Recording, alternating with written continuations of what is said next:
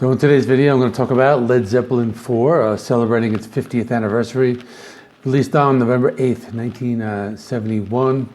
The album actually doesn't have a title, so it's pretty much like untitled, but most people refer to this as Led Zeppelin IV or zoso, and those are the four symbols representing each member of the band. I'm going to be talking about all of that and the 8 classic songs, so let me just get started. So this album was produced by Jimmy Page, and they recorded the album between December 1970 and February 1971. Now they recorded this album in a studio called Headley Grange. Now this is a country house located in Hampshire, England. It's just a place that's kind of like out in the prairies or like the country. And they actually first wanted to record at Mick Jagger's house, but it was kind of like too expensive to do that. So they decided on this Headley Grange country home. And they used their Rolling Stones mobile studio, which is a studio that was inside of a truck. They had Andy Johns and Ian Stewart helping out with the engineering on this album. And the really quiet setting of that country backdrop really helped the band focus more on music, really without any distractions. So they recorded the album. Then they took the recordings to a studio in London for some overdubs. And then they did the final mixing in Los Angeles. You know, they have a song called Going to California. That's like a reference to that, which I will mention a little later. So the album was supposed to be released in April 1971, but they kept remixing it until they got it perfect. And this is like one of the best albums of their career, and like one of the best albums in classic rock. So like I said in the beginning, the album does not have an official title, but the title is really the four symbols that we see on the album. So the record company tried to discourage them from doing this, but they did it. And over time, this was always referred to as Led Zeppelin IV, since it's kind of hard to identify when talking about it in interviews. So at the top left to the bottom right, the symbols represent Jimmy Page, John Paul Jones, John Bonham, and Robert Plant. So when the band went on tour, they had the symbols printed on the various items of equipment. Now the album cover, it's very iconic. It's a 19th century rustic oil painting. They purchased it at an antique shop.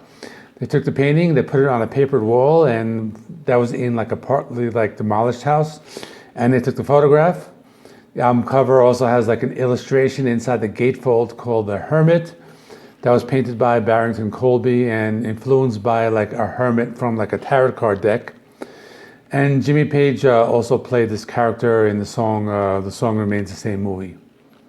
So the album has 8 songs. The album starts off with Black Dog. They actually named that after a dog hanging around the Headley Range recording studio. It's a very iconic song. It has Robert Plant and the band alternating between singing the verse and playing their instruments. The main riff was written by Jimmy Page and John Paul Jones. And the a cappella section was influenced by a Fleetwood Mac song called Oh Well. They also recorded the guitar solo directly into the recording equipment without plugging it into an amplifier. Next song is Rock and Roll. It's a very fast and upbeat song, played, just like the title suggests.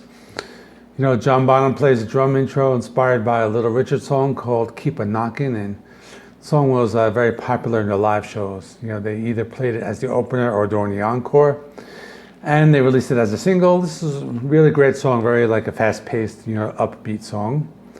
Next is the Battle of Evermore. It's kind of like a folky type of song. And the second one was like slow building songs. Jimmy Page wrote the song on a mandolin.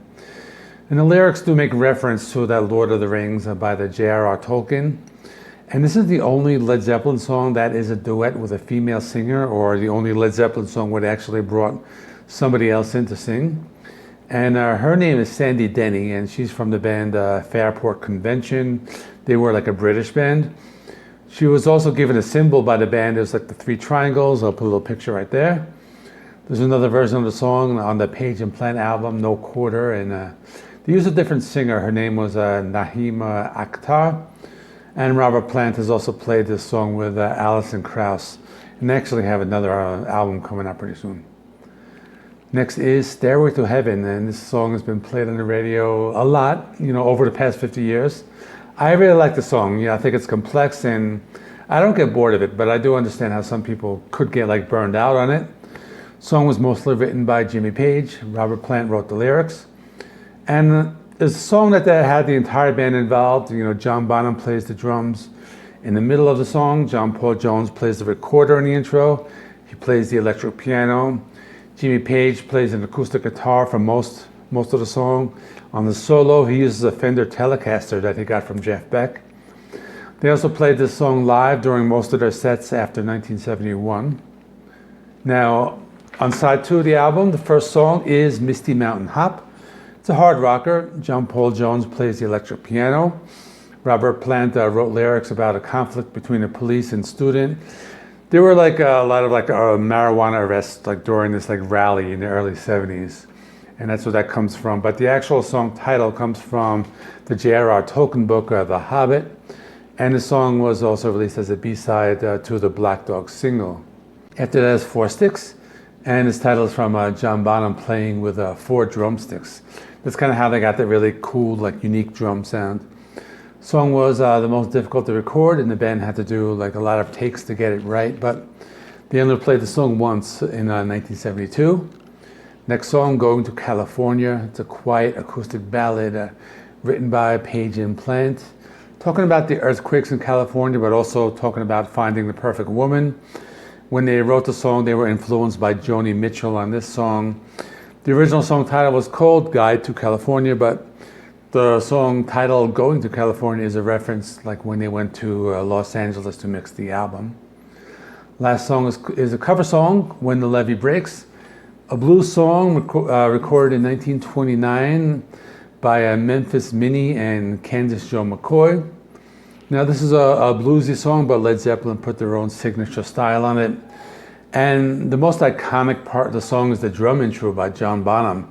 He has this distinct style, and you always know it's him, even if it's just a couple of seconds worth of his playing. You know, he had that style. And they actually took that drum intro in a lot of hip hop songs, and they would sample it. You know, that was how unique it was. So that's all. This is a 10 out of 10 album. Pretty much the only thing wrong about it is that all the songs have been played on the radio so often that, you could get burnt out, listening to the songs. But it's an album. You got to listen to it front to back. I've listened to it so many times, and I've really never gotten tired to it. I do like to revisit it every now and then. I listened to it again today, and it just still sounds great. So that's it. Let me know what you think in the comments. I have a few more anniversary reviews this week. I have Kiss, Rock and Roll Over, Kiss the Elder, and Motley Crue, Too Fast for Love. So stick around for those.